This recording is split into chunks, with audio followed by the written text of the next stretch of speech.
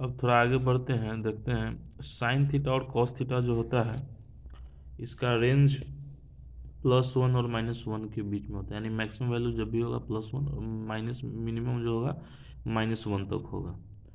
तो वही यहाँ लिख दिया कि मैक्सिमम वैल्यू +1 होगा, मिनिमम वैल्यू -1 होगा। तो अगर मान लीजिए कि कोई फंक्शन y = 2 + sin थीटा दे रखा है, तो उसका मैक्सिमम वैल्यू अगर निकालना हो तो हम क्या करेंगे? 2 तो कांस्टेंट है ही, 3 भी कांस्टेंट है, वेरिएबल कौन है? तो एक ये साइन थीटा। साइन थीटा का मैक्सिमम वैल्यू पूछ रहा है, तो मैक्सिमम वैल्यू हम यहाँ से डाल देंगे। साइन थीटा क्या होता है? 1, यानी 5 हो गया।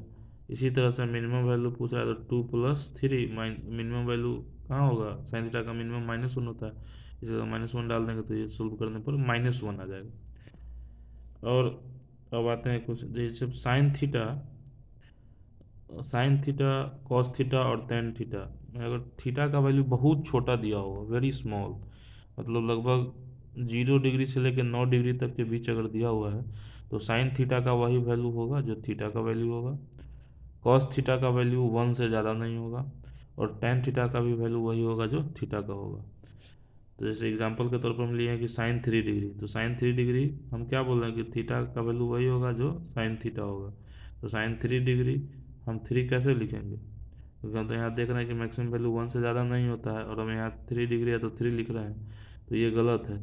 जो डिग्री होता है उसको हम पहले क्या करेंगे? पहले रेडियन में कन्वर्ट करेंगे, और रेडियन को सोल्व करने पर जो वैल्यू आएगा वो वही इसके वैल्यू के बराबर होगा। यानी साइन 3 डिग्री को हम कह सकते हैं कि ये बराबर किसके होगा? 3π/180 रेडियन के बराबर होगा। साइन 3 डिग्री 3π/180 के 180 रेडियन के बराबर होगा। इसी तरह साइन 2 डिग्री होगा तो वो क्या हो जाएगा? 2π/180 रेडियन के बराबर होगा। अगर साइन 1 डिग्री होगा तो वो क्या हो जाएगा? π/180 रेडियन का जो वैल्यू होगा उसके बराबर हो जाएगा। तो ये कुछ शॉर्टकट है जो न्यूमेरिकल सोल्व करने के वक्त हमको काम में आता है। ठीक है।